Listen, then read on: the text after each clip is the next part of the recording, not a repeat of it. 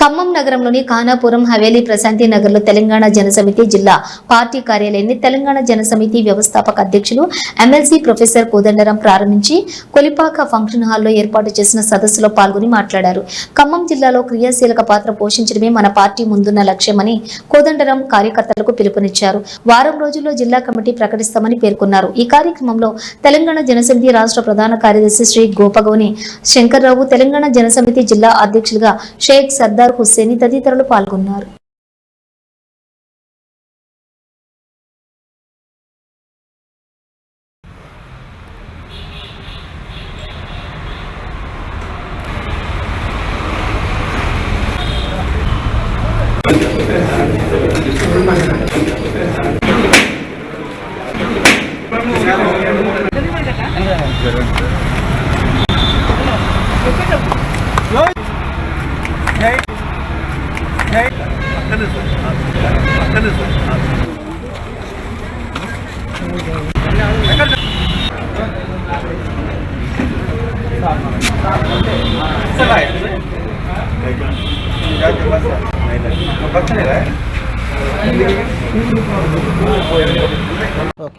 ఇవాళ ఖమ్మం జిల్లా తెలంగాణ జనసమితి పార్టీ శాఖను బలోపేతం చేయడానికి పలు నిర్ణయాలు తీసుకోవటం జరిగింది.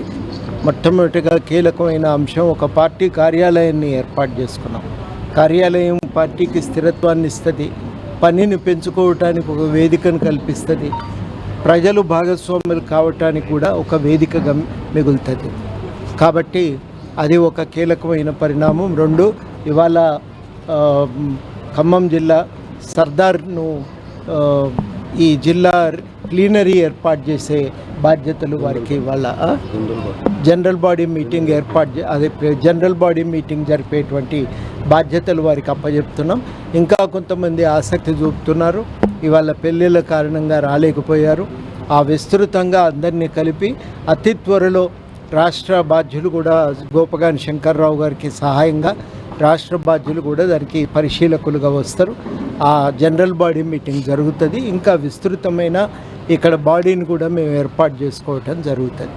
ఇది వాళ్ళ కీలకంగా తీసుకున్న నిర్ణయాలు. మూడు, చాలామంది ఉద్యమకారులు కలిసిండ్రు. వాళ్ళ ఆ ఉద్యమకారులందరూ కూడా ఏం విజ్ఞప్తి చేస్తున్నారంటే, ఒక గుర్తింపు, కొంత ఆర్థిక సహాయం, ఇవి రెండు మేము ప్రభుత్వం నుంచి ఆశిస్తున్నామని.